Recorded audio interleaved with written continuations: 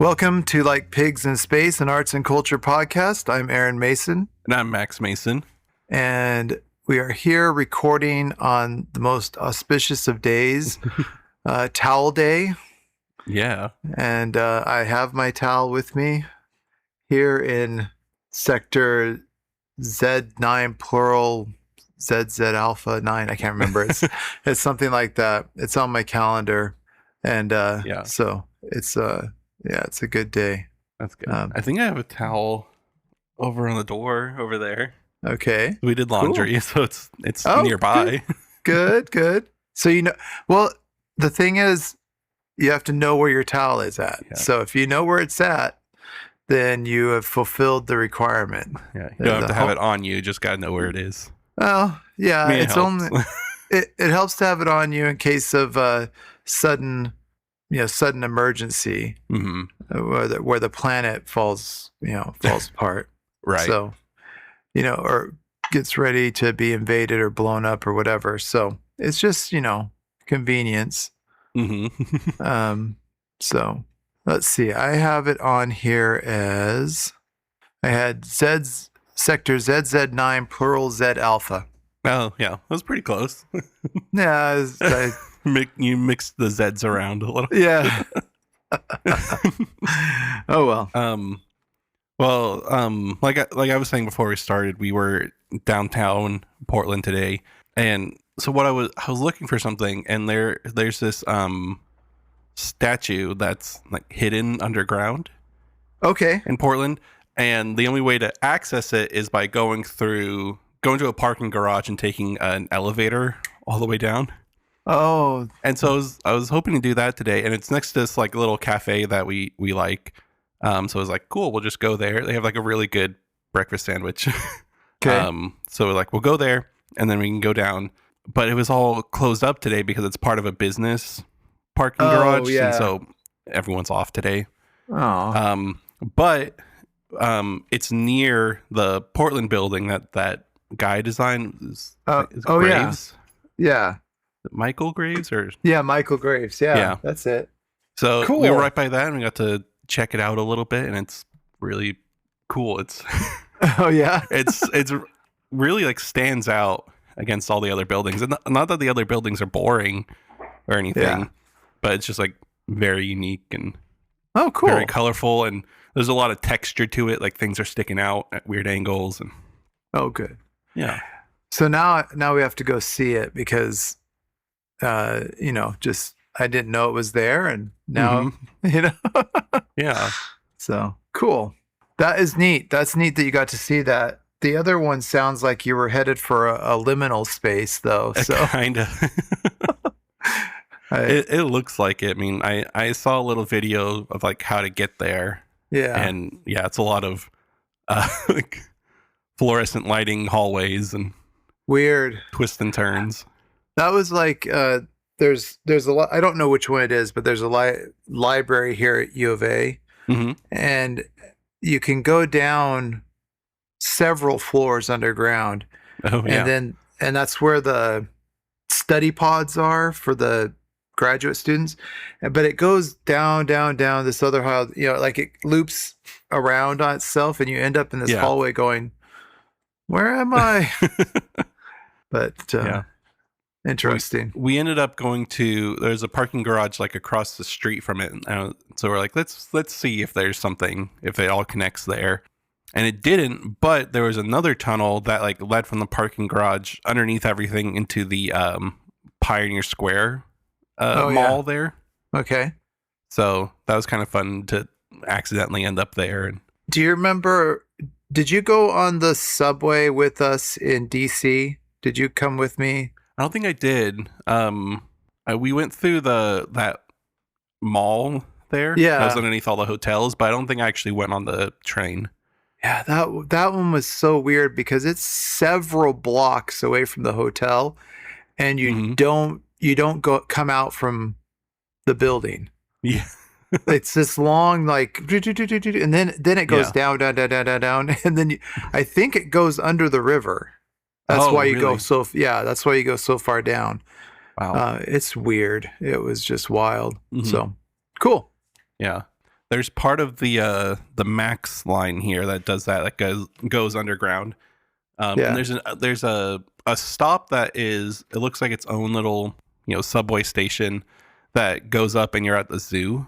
Yeah. Oh, wow. And so I don't know. We need to take that. I haven't taken that line yet, but yeah, need to go out to the zoo sometime. That'd be really fun. I mean, just to go out to take it out there and see what happens. Yeah. Good deal. Yeah. How was anything exciting for your week? Or I try. Yeah. I mean, it's been a fine week. The weird part is, I'm going to be off work for a couple days because your mom's having surgery on her foot, and of course today is a holiday, and in the U.S., and of course Mexico decides to implement this impossible to do regulation for aluminum into Mexico. I'm like, I'm going to be off for 3 days. I hope it works. And then next Monday is another impossible to accomplish documentation requirement into Mexico. Oh, yeah. Like one Monday after another, just being a pain. Yeah. For no terribly good reason, except for we're all picking fights with each other right now. Right. So it is just a difficult week getting everything to come together. But I think it was a good week. That's good. I think something happened Thursday.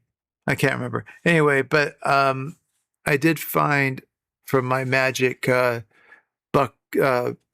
can of rocks that I got. Yeah. I think I found another rock of one that I'd never heard of, but that I watched a reel on. Yeah.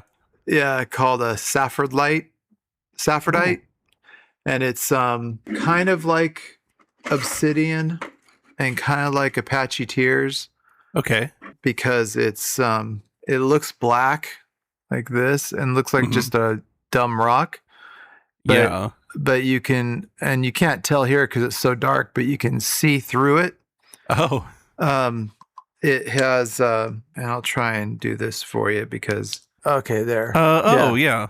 Yeah. Okay.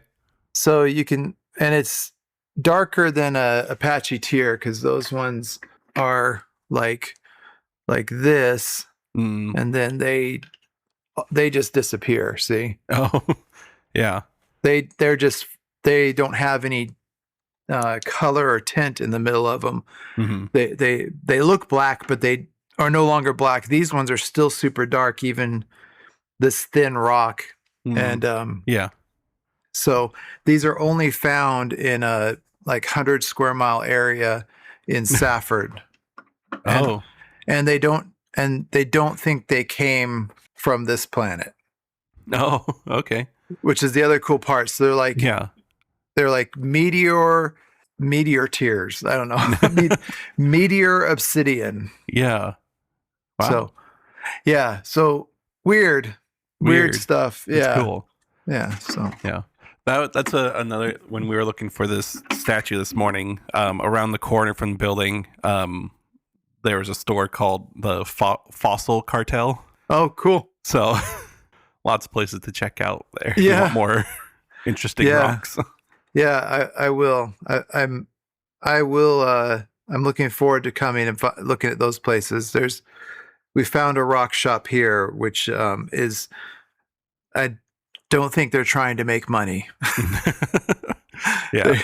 They made all their money at some point, and now they just, please come and take our crap. So nice. It's fun to go there. Good. Well, I hope you find your liminal space. Is a statue, you said? Yeah. And well, it fits into the liminal space well because it's like a giant monolith kind of thing. It's like hammered and reflective, and weird. So it's like 8 feet tall. So. That's so that is the it's actually 800 feet tall. Yeah. and it's what's keeping Portland from floating away. Probably. Some of it's fourth dimensional. So So Yeah. good. Cool. Well, I think what I want to talk about today, I think kind of will fit into a good amount of stuff that we've talked about before. Okay. And it is a good tie into like this batch of episodes too. Oh, okay. Because the reason talking about it still kind of stems from Mike Birbiglia. Okay. All right. So when I was researching for that, I saw on his show he had done an episode with Chris Fleming, Okay. who is he's been a comedian for a while, but is like recently really started like blowing up, and he has a very unique and singular kind of sense of humor and way of performing. Like he does a lot of dance, and Oh. he's very active and very like surreal kind of his humor too. It's really great, like really funny. And I saw that, and then I saw he'd done an interview on the show Wild Card, which is like an NPR show. Oh. Yeah. Okay. So he's doing some interview, and while they're doing that, the interviewer asked him about his his perceived reverence for Terry Gross. Oh yeah. Which I guess in the special he calls her Teresa Disgusting. That's weird. But he's just like, yeah, like love Terry Gross, and he's like, there's not a lot of like mystical people anymore. Yeah. Like, he's like, there's like people who activate his like magical realism. Right. And so he was listing off a few people, and he said one guy, and then he was like Terry Gross, and then he's like all of Sweden. No. But the other person he mentioned, and who I kind of want to talk about today, is Sufjan Stevens. Oh yeah. Okay. Who he is kind of like a mystical being. He just kind of will appear every now and then and do something really amazing, and then kind of disappear for a little while. Yeah. So Sufjan, I didn't realize this. So he was born July 1st, 1975. Which is a lot older than I thought he was. Yeah. Oh wow. I guess he just has, a very soft, boyish voice, and so you think he can't be more than 30. Right. He's gonna be 51 this year. Yeah, and then he was born in Michigan. Okay.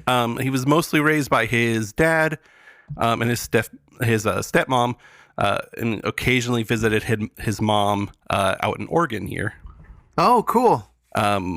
So his stepdad here in Oregon is kind of where he got exposed to music, just listening to like the Beatles and things like that. And then he didn't start learning guitar. Like he learned, like oboe and piano in high school, started cool. learning guitar in college, where he went to Hope College, just in Michigan somewhere. Yeah. But then he ended up moving to New York and getting a creative writing degree at the New School. Oh, cool. Yeah. After that, he, started putting out his music. First album is called A Sun Came, and that was in 2000. Okay. And it was recorded with just a 4-track recorder. Oh. So very, very lo-fi, very just him. But it's also like pretty experimental at point. Like there's a lot of like squealing saxophone sounds, and weird. it can get like pretty glitchy at points. But it kind of showed like his immediate like artistic voice. Yeah. Kind of where it would continue, which is mostly just a lot of flutes. That's interesting. But he did that, and then the next in 2001 he did an album called Enjoy Your Rabbit, which is a song cycle based on the Chinese zodiac. All right. Okay. And it's super electronica and glitchy and like IDM music, just totally opposite from anything he like, at least from that first album. Right. And looking back now, what he's kind of known for, and then listening to that album, be like, it's not the same guy. Yeah, because I thought he was more folksy. Yeah. Or like not folks, but like college radio. Right. A little bit. Yeah. Yeah. Gentler. Gentler. Yeah. Yeah. So there was that one, and then in 2003 he did an album called Michigan, Hmm. which this is where he kind of built that voice that he's very well known for at that point, going forward. Right. And he said it was part of a 50 state album project, so he's going to do an album for each state. Right. Right. And so his songs about various places and events in Michigan, mixed with his personal stories of living there and knowing what the Right. cities are. And then the next he did this album. The next state that he did wasn't any state. It was called Seven Swans. Right. Um I remember when Michigan came out. oh yeah. Yeah, because he did say that he was going to do one of every state, Mhm. and then so I thought that he was going to have this super. When you were doing the other guy that was super prolific, Wesley yeah, Wesley Wesley Willis. Willis, yeah, that's one, not Wallace. When you're doing Wesley Willis, and then you were talking about some of the other kind of outsider musicians who have lots of albums or lots of songs. Yeah. I thought he was in that grouping in my mind, but it's not. It's not quite not quite. Yeah. Prolific enough, but not really hitting that mark he was Yeah. claiming. I mean, yeah, he does have a lot of albums at this point, but not Yeah. 50. And No. Yeah. So the Seven Swans was kind of some extra songs that didn't really quite fit on Michigan. Okay. With also a lot of a heavy use of Christian imagery. Okay. There's a lot of kind of retelling of parables, and I think the last song is called the Transfiguration or something. Oh, okay. So something that was a very big part of his life, but it ended up doing well enough for him to actually tour on the album for the first time, Oh, wow. out of any album. Yeah. And I didn't know this, but he was working at the children's book division of Time Warner Oh, when he was writing this first couple albums. yeah. Cool. So kind of interesting guy. Yeah. But I want to talk about a couple of albums. I couldn't pick one because there's a couple that I think are really important, but there's one I couldn't not talk about because it's just incredible. Okay. All right. So there's going to be three, and they all kind of have similar instrumentation. They're very folksy and arranged, lots of flutes and horns and strings and stuff. But he does experiment a lot with genre. He has a lot of electronic albums. Okay. Some where he collaborates with some rap artists. He does a lot of different work. Oh, cool. There was one kind of around this earlier time.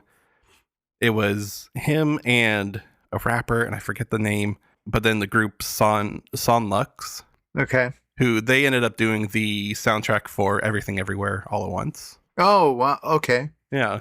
That's So kind of a weirder sound to mix with his sound. And Yeah. Yeah. but I kind of wanted to focus on this one style, this kind of more acoustic style, to show the range that he can do with just that. Yeah. And he just has a lot of very beautiful music and from a very tragic life. Oh, no. He didn't the songs are obviously emotional, but he used that emotion to make very pretty and impactful songs that I think mean a lot to a lot of people. And Yeah. and as far as recurring things, there's a lot of Christianity, a lot of faith imagery, and there's also a lot about his sexuality as being gay. But it just kind of like how with the B-52s, you could maybe pick up on that, but they're not in your face about it. Right. It's just kind of this is who I am. These are the people I love. And Yeah. Yeah. That's cool. but yeah, it could easily be missed if you weren't really looking for it. Right.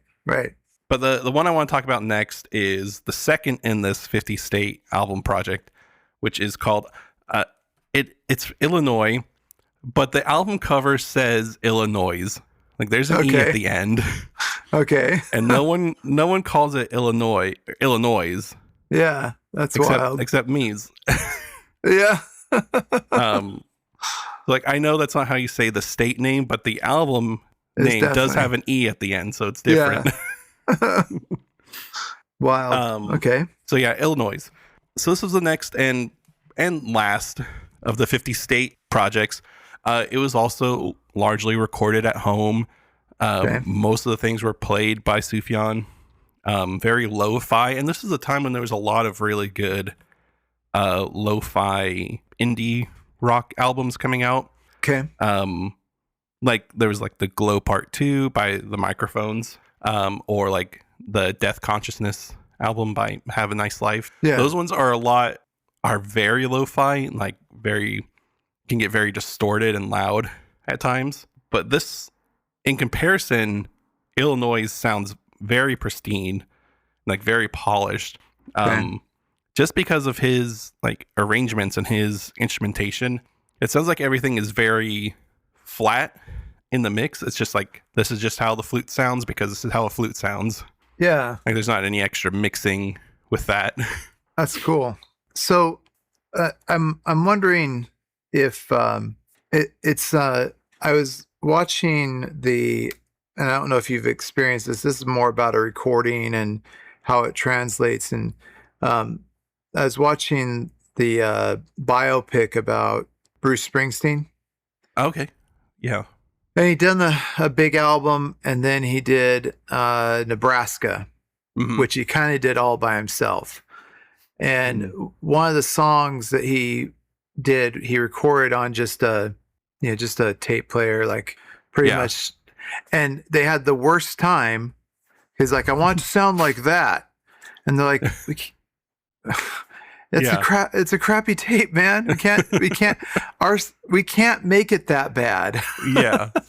And he's like, no, we gotta have this sound. And I guess if he's doing a 4-track, it at least has a little bit of polish to it in a way. But even if it is lo-fi, more so than singing into a tape recorder. Right. Yeah. But it just was this whole thing about how he couldn't get the feel and the noise of the feel and the sound of that song onto the record. And then he just was a real jerk about it. And they made it happen, but it took forever.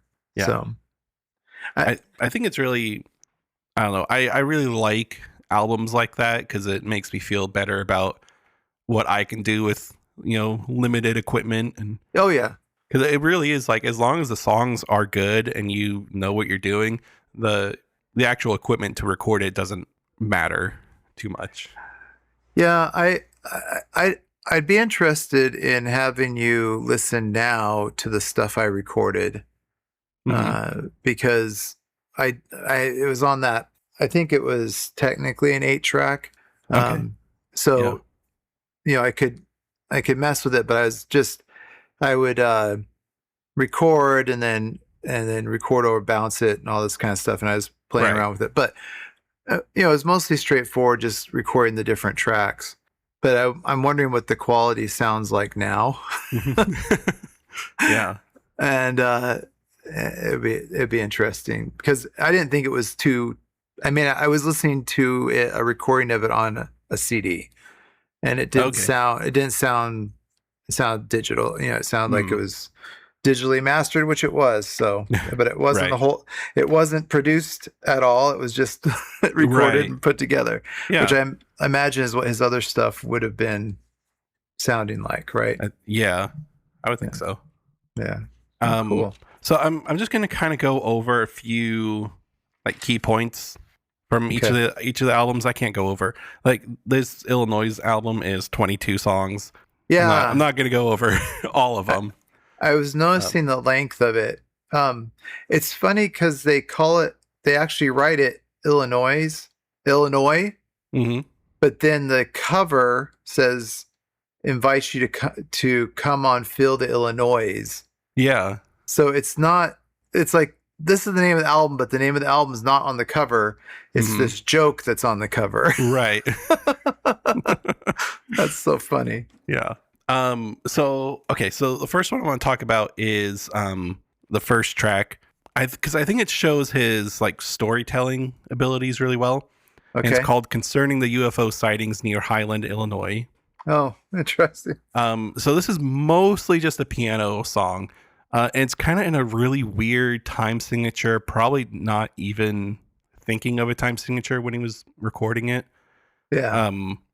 I've seen like sheet music for it, and it'll be like 9/8 plus 1/16 note, which is just Okay. a wild thing that never happens. That someone Yeah. just had to figure out to notate it, somehow.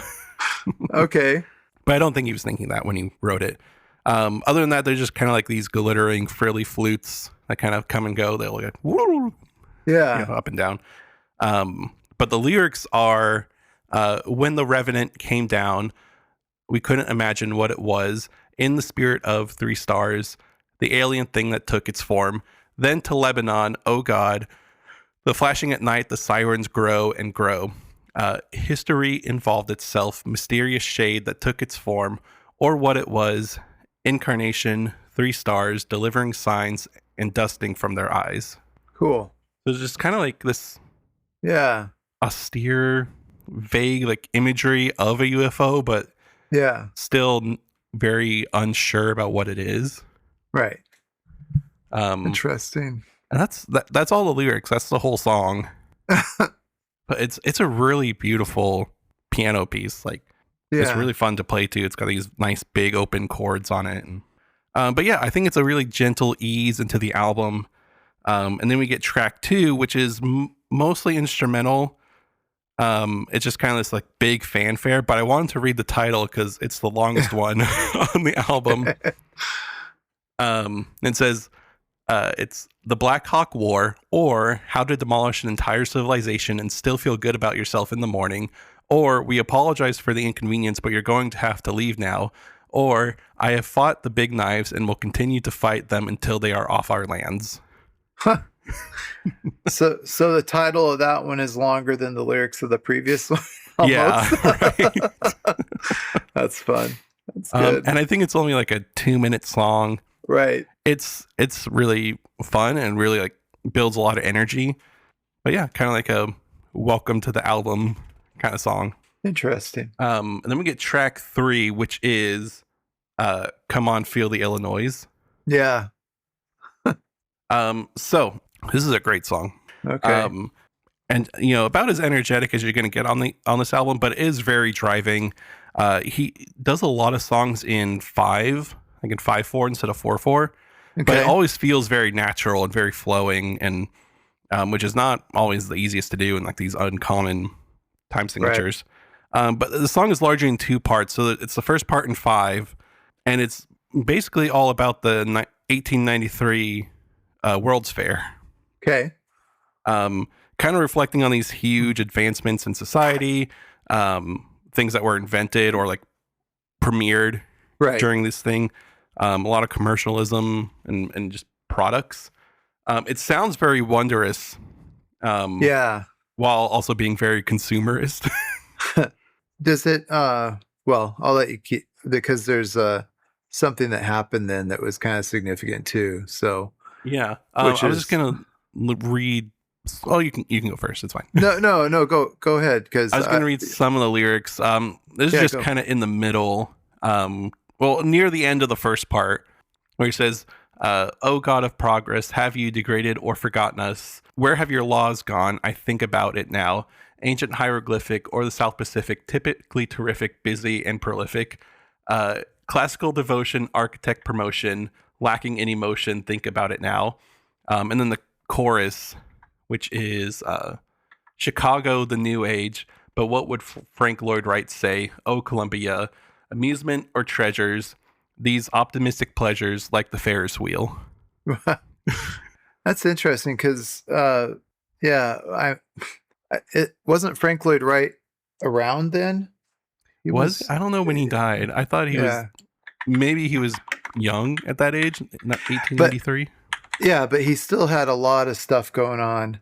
No, he wasn't that. He was born in 1867. Oh, really?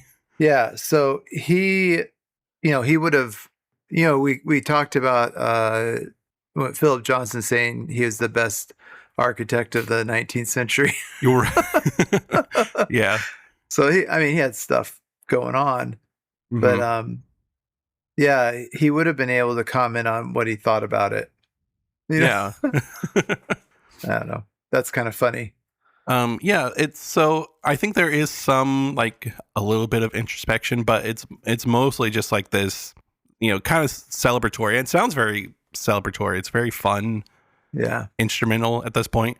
But then there's this break and it goes into 4/4 and it turns a little more introspective and he has this like visitation from Carl Sandburg yeah, where that's he's kind of cool. reflecting on, if any of this progress or these advancements actually make us happy, or if it's really just if we need to look inward for happiness.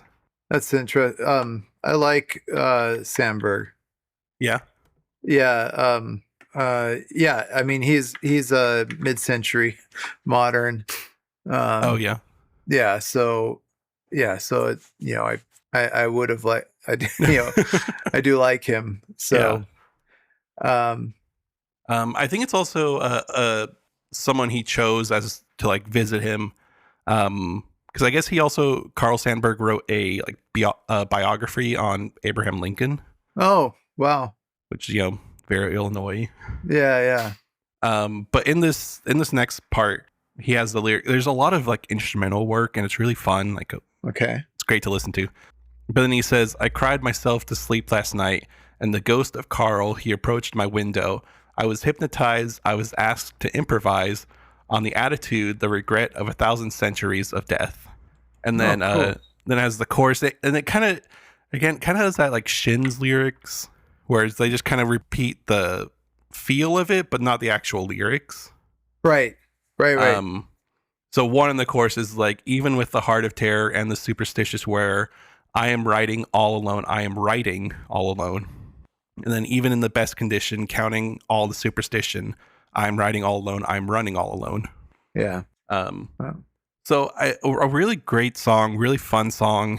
Um, that again, I think shows his songwriting capabilities. Still Yeah, really early in his career. It's just very layered and dense, but it never feels like overbearing. Like it feels okay, like everything has its space. No melody or part is trying to like outplay each other. right. Um, a really great balance. But yeah, we continue on. There's songs about like John Wayne Gacy. Which might be a good segue here, 'cause, Yeah. yeah, the thing that happened at the 1893 World's Fair hmm is also in Chicago. Was the H. Holmes, the guy that built the Chicago Murder Hotel? Oh yeah. And so he had all these murder rooms, allegedly. Yeah. Yeah. First documented serial killer in America, but then Wow. the Yeah. next song is John Wayne Gacy. Yeah. So it kind of takes the event and then goes to maybe a more recent uh, iteration, but that's kind of a funny next song Yeah. if you know what happened. Yeah. So Right. I don't know. That's kind Um of interesting. yeah, it's kind of I guess when the song came out, it was kind of controversial because there's a lyric in it where he kind of, he sings about John Wayne Gacy, and then the last verse or chorus part, he's like, and in my best behavior, I'm really just like him. Hmm. And I Yeah. think people took that literally. And it's like, are you admitting to like some crimes, Sufjan? Oh no. Um, Hmm. which I don't think he was. No. That's um, weird. I wonder what he meant. I think like the next lyric, I forget what it says exactly, but it's kind of like how John Wayne Gacy was a clown and everyone adored him, but really Right. had these terrible secrets. So Right. like in my best behavior, I still put on a show for Yeah. people, but I'm really could be hiding some darker feelings and Yeah. That makes things I'm not sense. putting out there. Yeah. That'll work. Yeah. um, and then there's a couple more. There's the song Chicago, Okay. which this is like a landmark song for him. It still gets used everywhere. in like shows, and there's like a music festival named, that gets its name from some of the lyrics here. Okay. I'll just read some of them. It just goes and goes. It's not really about Chicago at all, but just like things that happened to him near Chicago. Okay. So just the first verse and chorus. It's like, I fell in love again. All things go. All things go. Drove to Chicago. All things know. All things know. We sold our clothes to the state. I don't mind. I don't mind. I've made a lot of mistakes in my mind. In my mind. And then it's, you came to take us. All things go. All things go. To recreate us. All things grow. All things grow. We had our mind set. All things know. All things know. You had to find it. All things go. All things go. But Cool. it's just this like very triumphant. There's a lot of like piano arpeggios layered throughout. It's a Interesting. great, super fun song. It starts with these like bell tones. Okay. That's supposed to mimic like the NBC tower in Chicago. Okay. It's great. It's just a really fun song, really sweet, and This one says it has a, is it Go Chicago Go Yeah? yeah. Is that, I think that was the original title. Okay. It's changed it on like streaming services. Yeah, Just well, Chicago. there's a, as I'm looking at this, there's a bonus track that's a string remix and it just says Chicago string remix for iTunes. So Yeah, it's like they did change. That's interesting. Yeah. There's other songs too. I skip ahead a little bit just because I think won't have enough time. There's Casimir Polansky Day, which is like a local holiday in Illinois, but around a few other states in that area too. Yeah. But more kind of just reflecting on like a childhood friend who died of bone cancer. Oh, okay. And his like how it kind of rocks his faith and but ultimately he's able to like feel stronger in his faith because of it. Yeah. It's a really fun song. We played this a lot in my band just as like a cover. Oh, cool. It's pretty nice chords and fun to play around with. That's cool. Yeah. And then one other one I'll say is the predatory wasp of the Palisades is out to get us. Okay. And this one is just him kind of reflecting on how deeply he loves his friend, how strong their connection is. There's like these cascading lyrics, and this is something he does a lot in other songs, where just like these lyrics on top of lyrics that kind of, fall over one another. Right. And so it's like these Palisades lyrics, and then like, saying hallelujah and all that. A lot more local references too, to like lakes and towns and all that. I think it's one of the prettier tracks. It's like very lush, and a little spaced out, but very comforting. Yeah. Altogether. That's cool. Yeah. And I'll say the last track on the album is Out of Egypt, Into the Great Laugh of Mankind, and I Shake the Dirt from My Sandals as I Run. Huh. So it's an instrumental piece that is kind of like his take on the music for 18 musicians. Okay. Which is, it's Steve Reich. Okay. I don't think it's Sam Reich. That's the Dropout guy. Yeah. I think it's Steve Reich. Okay. But it's this minimalist piece of music where it's 18 musicians. It's a lot of like pianos and marimbas and clarinets, and then singers who like take the microphone and like move it in front of their face back and forth. They'll go like do do do do do do do. So it sounds like there's like an echo. Yeah. And then the chords, a lot of minimalist music is just like repeated notes. That one note will change at a time until you get these really weird chords, and it's a really great piece. I mean, yeah, get why he likes it. Yeah. But yeah, huge album, like very monumental album for him. Often is like listed as one of the best of the 2000s. Still heavily used in shows and movies. Like this is, it's everywhere. It's good mood. Yeah. There's a funny name. It's the Sears Tower, but it's the Sears. the Sears Tower. Yeah. That's funny. Yeah. It's a joke in the name. Yeah. So meanwhile, after he does this, he says that the 50 state project was just a joke, Okay. kind of like a promotional thing. Yeah. And he does a few soundtracks and a few other albums, like a Christmas album and like B-sides albums. Right. He does some side projects, and then he also does the album Age of Ads, which is a very electronic only album. Oh. Which I think is kind of divisive among his fans, but it's still pretty fun. That's weird. That he just does what he wants, huh? Yeah. At this, he's doing all this, but his personal life is also pretty wrought with some stuff going on. Okay. So a little bit more about his mom. His mom's name is Carrie, and she kind of struggled with bipolar disorder and drug use. Okay. During her life, and ended up abandoning Sufjan's family when he was just 1. Oh. He has a couple other siblings, and his dad. And she met Lowell, who ended up being Sufjan's stepdad, and that's when they would go to Oregon to visit them. Okay. That's where they lived. I think in Eugene area. So as much as there might be a strained relationship with his mom, he must have been very close with Lowell, because Lowell ended up being the co-founder of Sufjan's label called Asthmatic Kitty. Okay. So like from the very beginning, like since like 2000, when he started putting out music, he's been on this Asthmatic Kitty record label that he founded with his stepdad. That's wild. So they must have had a good relationship. And so slowly he started to like reestablish a connection with his mom in his life, trying to like get closer together. But in 2012, she died very, very suddenly, got, I think, stomach cancer, and just it went very quickly. Wow.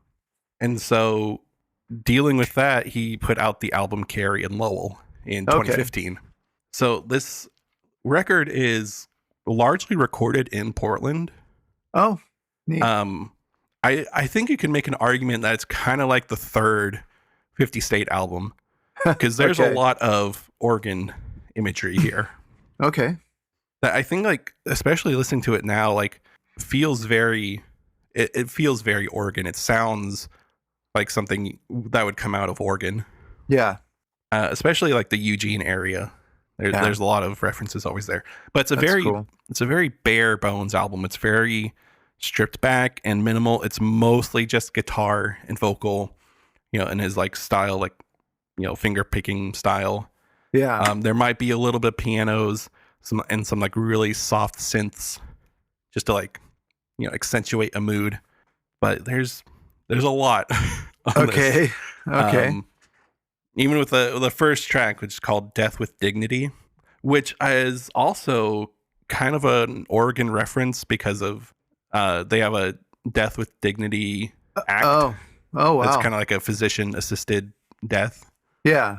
So subtle reference there. So, obviously kind of about the pain of loss, but also about the pain of this like lack of relationship. Like he's experiencing this loss with someone who, is his mom, but he's not very close with, like doesn't know that well.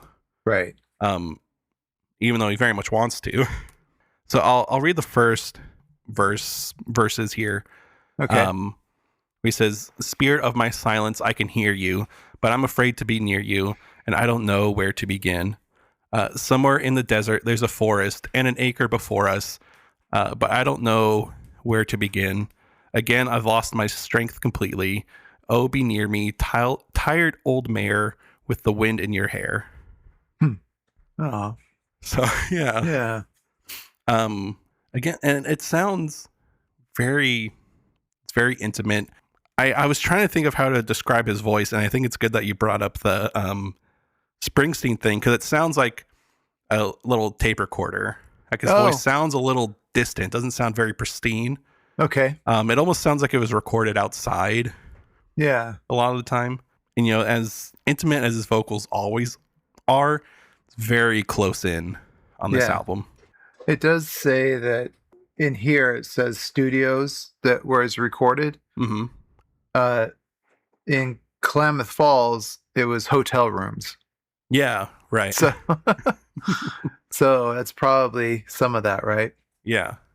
So cool. I think I don't know which one it was, but I heard something about one of the songs was recorded outside. I think it's the song Eugene. Yeah. Kind of a shorter song, but it was recorded outside. Oh, cool. Maybe. Maybe. Yeah. The next track on it, the track 2 is Should Have Known Better.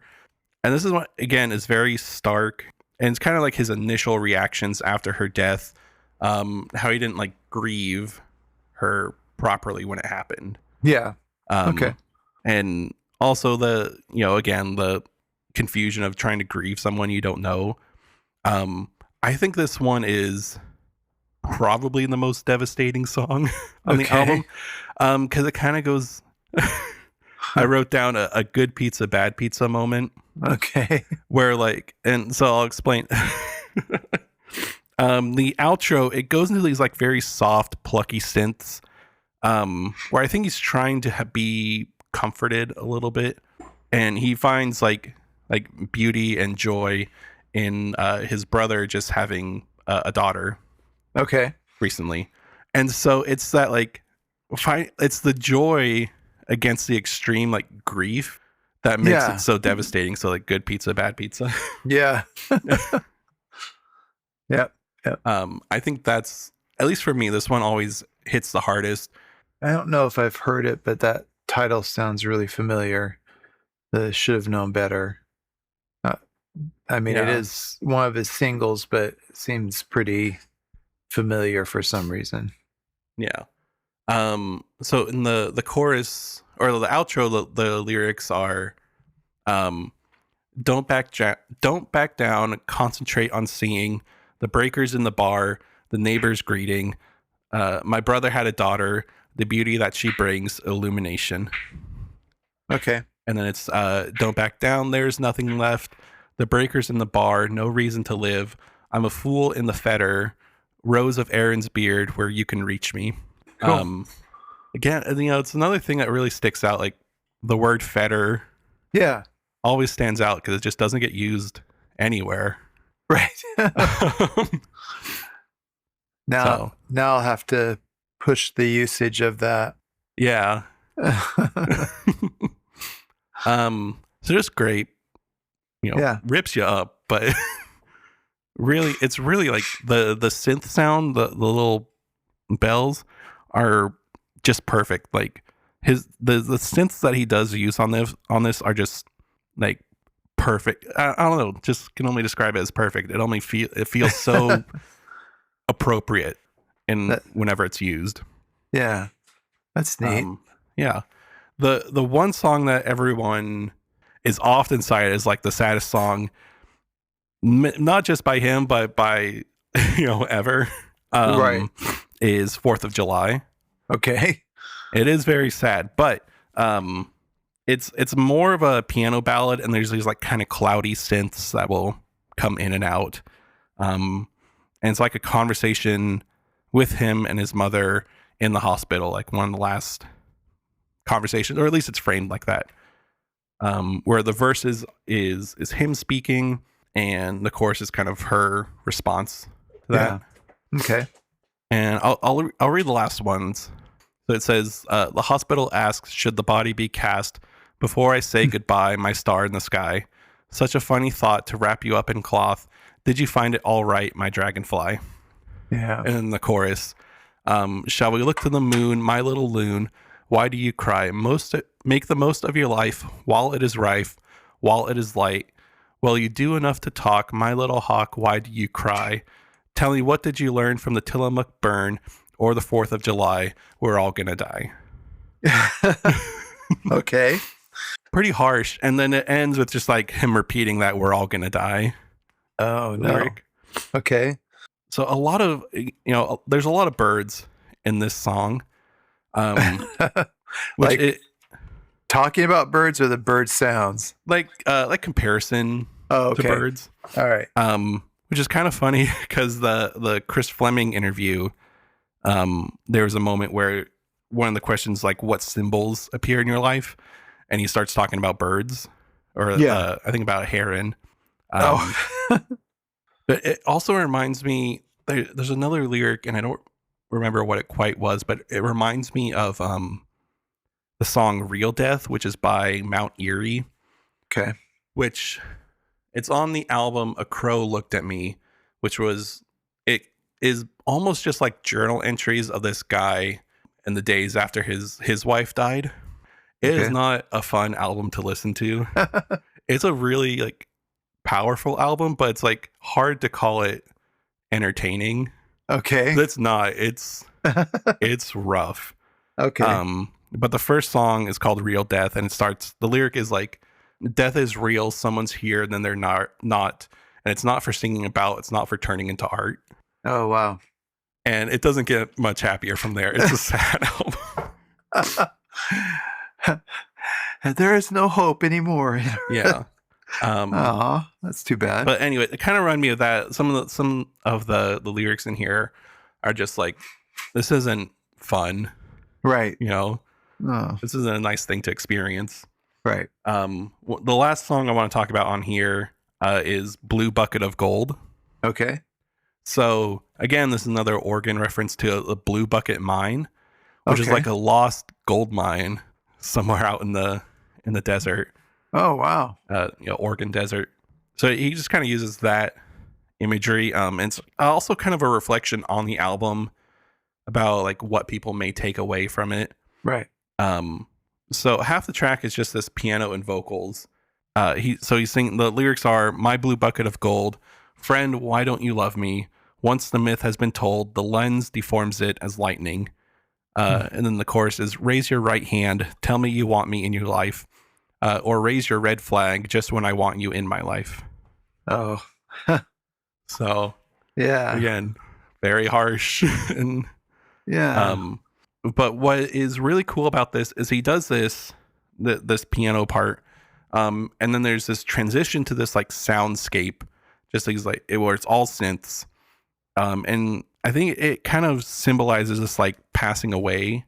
That's kind of larger than life, letting something bigger than him, or just standard instrumentation kind of carry his mother away. Huh. It's really pretty, very serene, but that's how it ends. It ends in this like wash kind of a sound, and yeah. So another like very, very devastating album, right? But very thoughtful, and I think even despite what he was going through, was able to turn it into something that can maybe be comforting. Yeah, it sounds like it. It sounds like he's dealing with a bunch of stuff and making, trying to share it for, I don't know, help others out maybe, but also help himself out. So that's cool. Yeah. And I want to bring up his most recent album, and it was weird when this happened. So this most recent one, it's called Javelin. It came out in 2023. Okay. And this album, it was announced, and then shortly after, it was dedicated to his partner who had died just a couple months before it came out. And so I listened to it, and it's like, it's really good. We'll get into that. But then afterwards, I was listening to Carrie and Lowell again with Chloe when we were on our way to Ulta one time. Okay.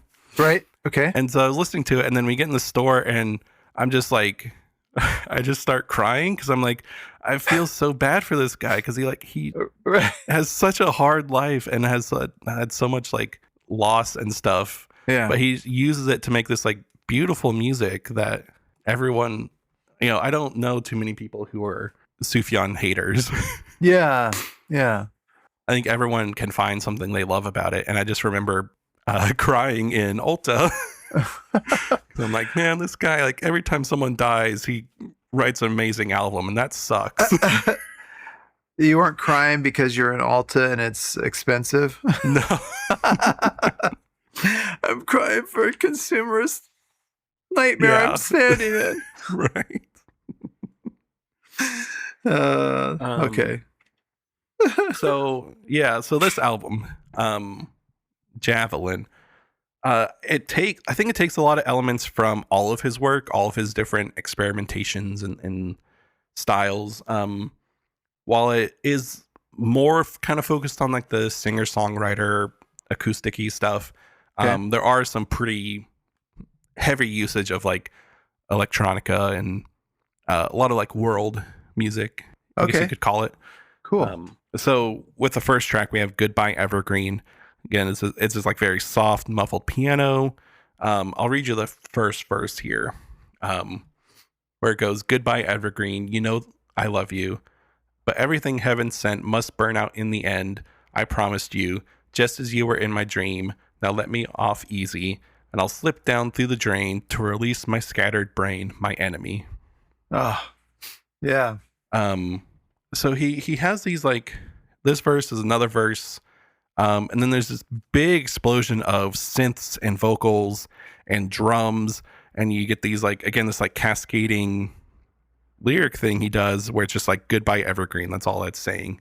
Oh, And it's really very rich and very harmonic and kind of noisy and a little weird because his use of electronics is kind of weird. yeah. For the context of other stuff in it, right? Yeah. Even in like albums that are mostly electronic, it's very kind of glitchy and noisy. Right. So in this context, it works very well, but I think it makes you feel differently about his saying goodbye here. So I'm looking at this. Are you just trying to replicate his fact that it looks like he can play everything? A little bit. Vocals, drums, guitar, piano, keyboard, production, mixing. It's good. It's good. He's got woodwinds on me. I can't do them. Uh, I don't know how to play flute. Probably wouldn't take you too long. Yeah. I've tried. I just Okay. I don't have an embouchure. I'm sorry. Can you pick one up somewhere? No. Yeah. Maybe. Another song, I think is the third track, is very sad, but it's Will Anybody Ever Love Me? Oh, okay. I'm not trying to just pick sad songs. These are like very good ones and very Yeah. fun songs still. I think this one is one of the a little more driving, but again is feeling grievance about losing people in his life and constantly and wondering will anybody stick around for Right. long enough. And Right. with the chorus, it's will anybody ever love me for good reasons without grievance, not for sport? Will anybody ever love me in every season? Pledge allegiance to my heart. In every season, pledge allegiance to my burning heart. Cool. So yeah, very, very longing, but very full and very, vibrant. And then there's other songs that are a lot of fun, like Genuflecting Ghosts. Kind of a cool title, but Yeah. and So You Are Tired, which sounds more like a breakup song, but when you put it in the context of like this being dedicated to his partner that passed away, it kind of reframes it as them leaving this earth instead of leaving the relationship. Right. But then I want to talk about, it's the second to last song, called S Talk. Yeah. So this is like a very messy goodbye kind of song. Maybe like, talking about typical things of a relationship, like fights and arguments, they're going to happen. Right. But wanting to put that all behind, and just like be held by this person. Right. And towards the end of the song, he repeats, hold me closely, hold me tightly, lest I fall. Oh. And then again, it builds these layers and layers of him saying, I don't want to fight at all. Right. Oh, okay. A lot of layers of it, like 48 times is what I counted. Oh. And it's whether he doesn't want to fight like in a relationship or just this inevitable death, like it's going to happen.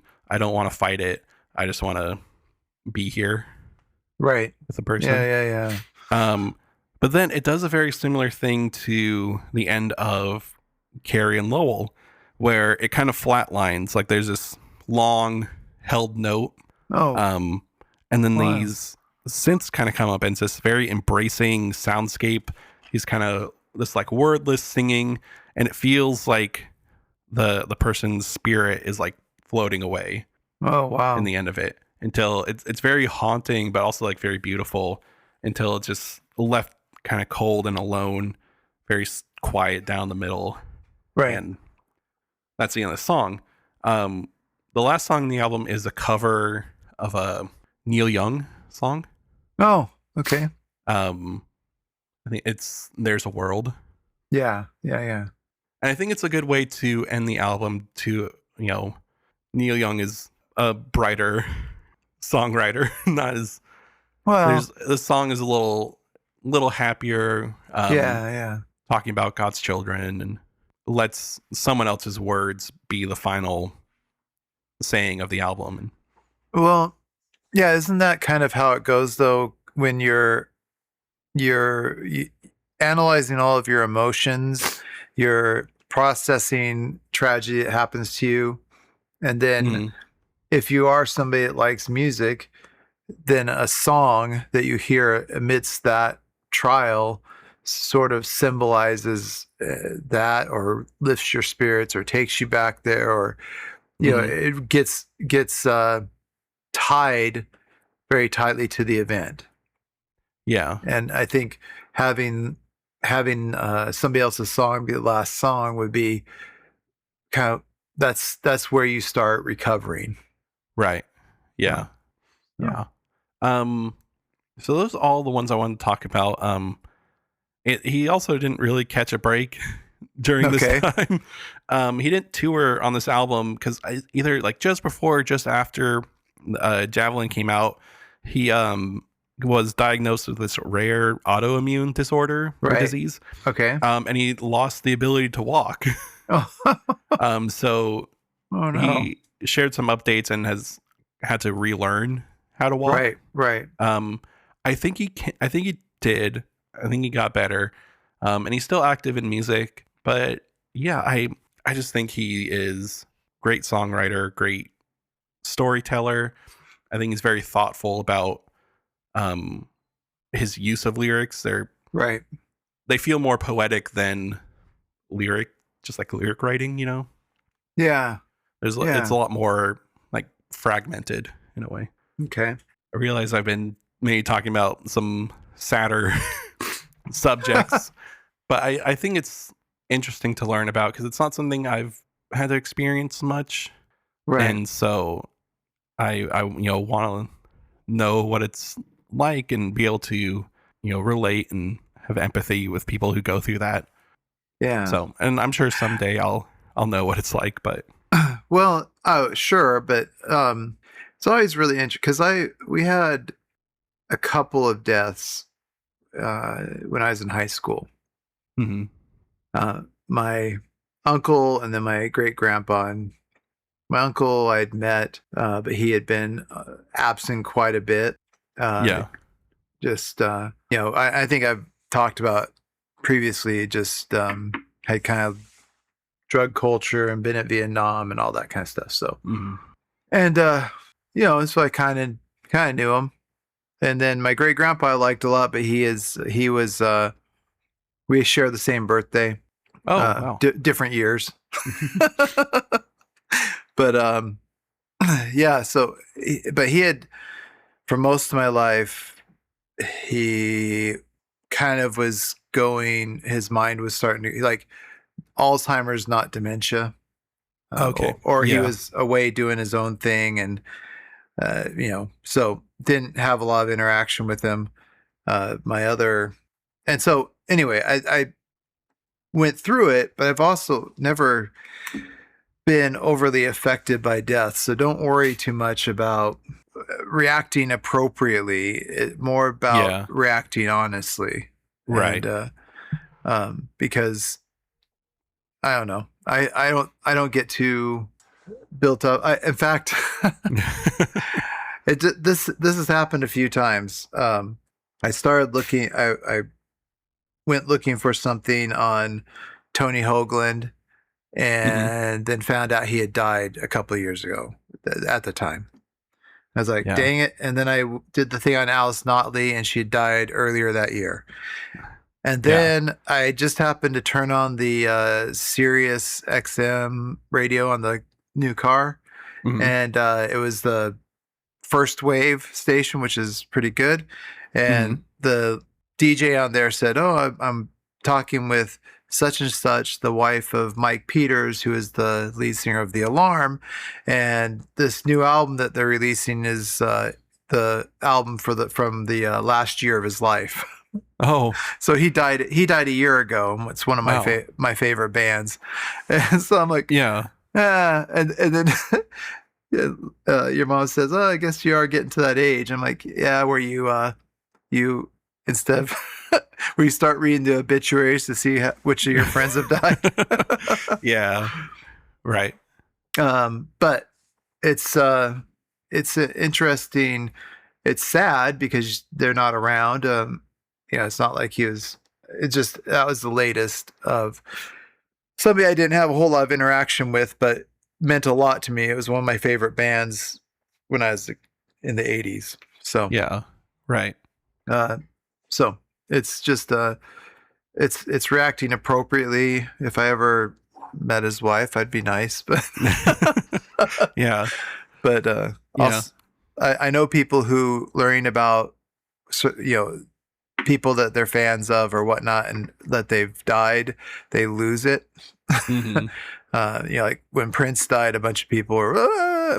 Right. I'm like, how often do you listen to Prince, or are you listening to him just because of this?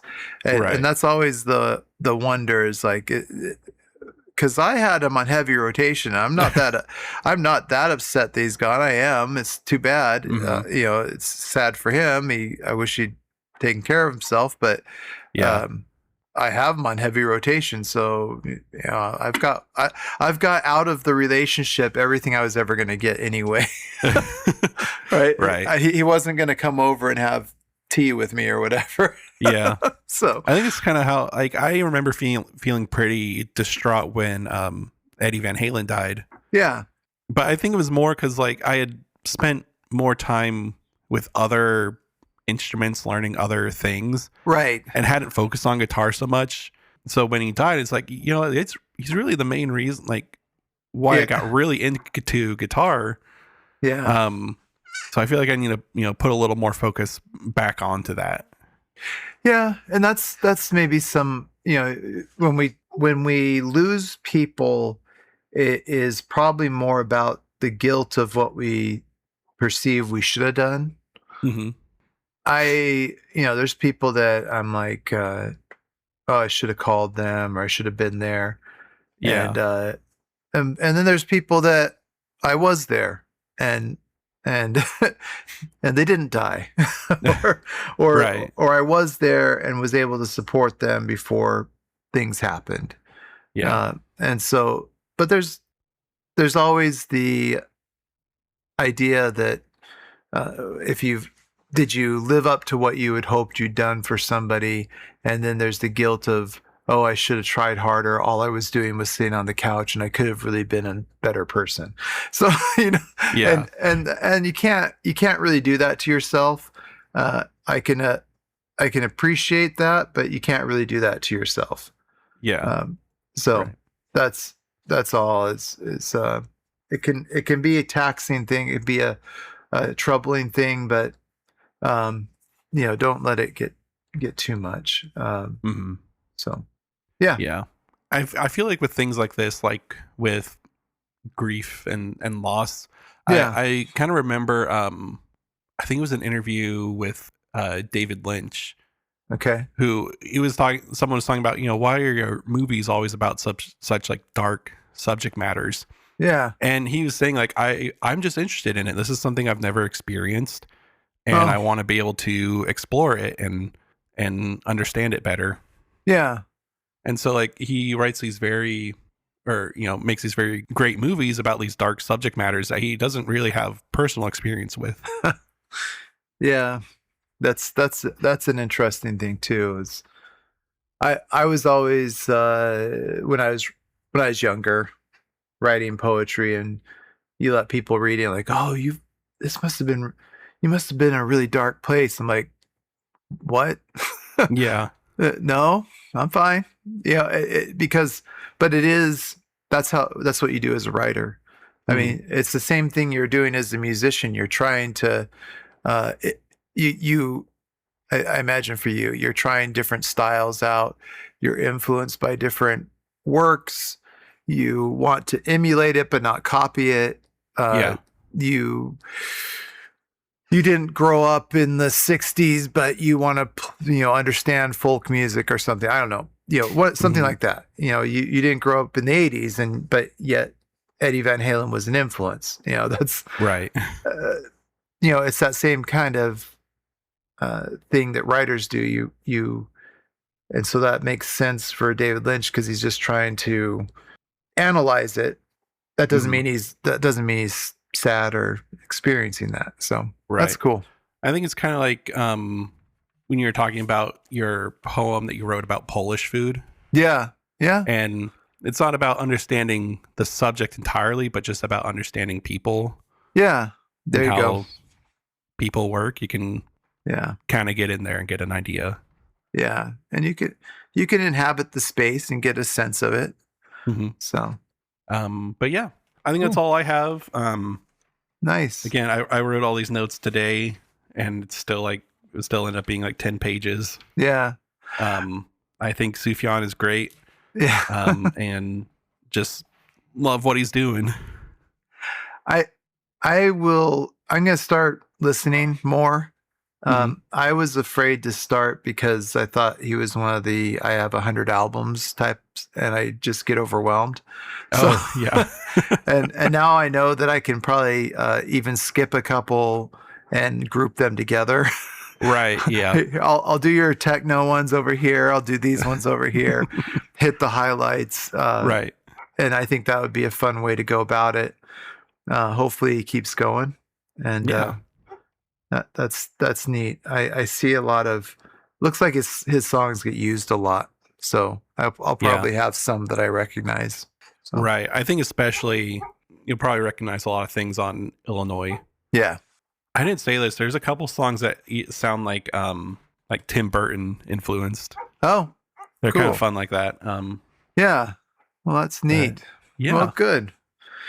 Well, with that, you've been listening to Like Pigs from Space, an arts and culture podcast. This is Aaron Mason. And I'm Max Mason. And appreciate you listening. Thanks.